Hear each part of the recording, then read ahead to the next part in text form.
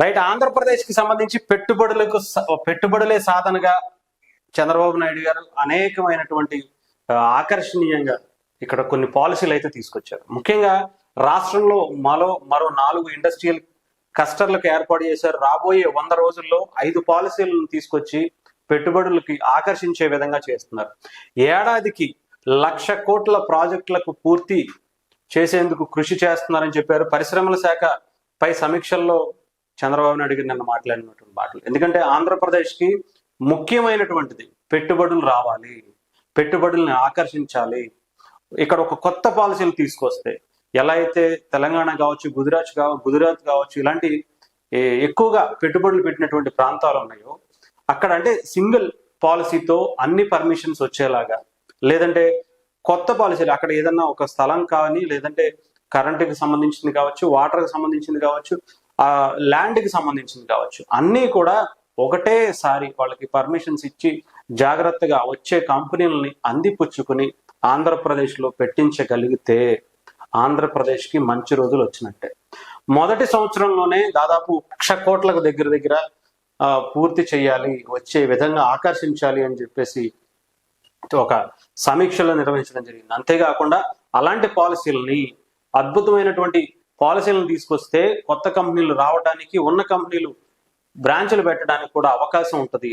దీన్ని మనం అందిపుచ్చుకోవాలి. లేదంటే ఆంధ్రప్రదేశ్ ఇప్పటికే ఈ 5 ఏళ్ళు దాదాపు ఒక 100 ఏళ్ళు వెనక్కి వెళ్ళిపోయిన పరిస్థితి కనిపించింది. మళ్ళీ దాన్ని గాడిలో పెట్టాలన్నా, ఇక్కడ యువతకి ఉద్యోగాలు రావాలన్నా, ముఖ్యంగా ఆంధ్రప్రదేశ్ అభివృద్ధి జరగాలన్నా చాలా చాలా చాలా ఇష్యూస్ ఉన్నాయి. ఇవన్నిటికీ మెయిన్ ఎక్కువగా అందరూ ఆశపడేది అక్కడ ఇండస్ట్రీస్ కావచ్చు, కంపెనీలు కావచ్చు, ఇవన్నీ వస్తే అక్కడ ఉన్న యువతకి ఉద్యోగ అవకాశాలు వస్తాయి. దాని ద్వారా ట్యాక్సుల ద్వారా రాష్ట్రానికి ముఖ్యంగా ఆదాయం అనేది కూడా పెరుగుతుంది.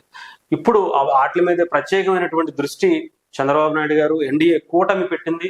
మనకు కూడా తెలుసు, అక్కడ బీపీసీఎల్ లాంటి కంపెనీలు ఆల్రెడీ ఇప్పటికే ఆల్మోస్ట్ ఫిక్స్ అయిపోయినట్టుగా చెప్తున్నారు. ఏదేమైనా సరే అలాంటి ఒక 60,000 కోట్ల రూపాయలు దగ్గర బీపీసీఎల్ కంపెనీ వస్తే అలాంటివి ఇంకా 2-3 కూడా రెడీగా ఉన్నట్టుగా తెలుస్తుంది. ఈ ఏడాది అంటే ఇంకా 6 నెలలు ఉంది 2024 కంప్లీట్ అవడానికి.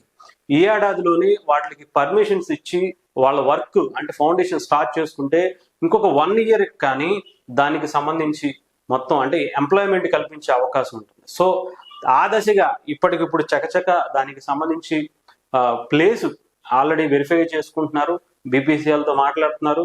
బాలశౌరి గారు లాంటి జనసేన పార్టీ ఎంపీ, మచిలీపట్నం ఎంపీగా ఉన్నటువంటి బాలశౌరి గారు చొరవతో బీపీసీఎల్ సంబంధించినటువంటి సంస్థలు తీసుకురావడానికి ఎక్కువగా చూపుతున్నారు. అది కూడా మచిలీపట్నం పార్లమెంట్ పరిధిలో పెడితే అటు పోర్టు నిర్మాణం కూడా జరుగుతుంది, అక్కడ ఉన్న అన్నిటికీ కూడా అనుకూలంగా ఉంటుంది.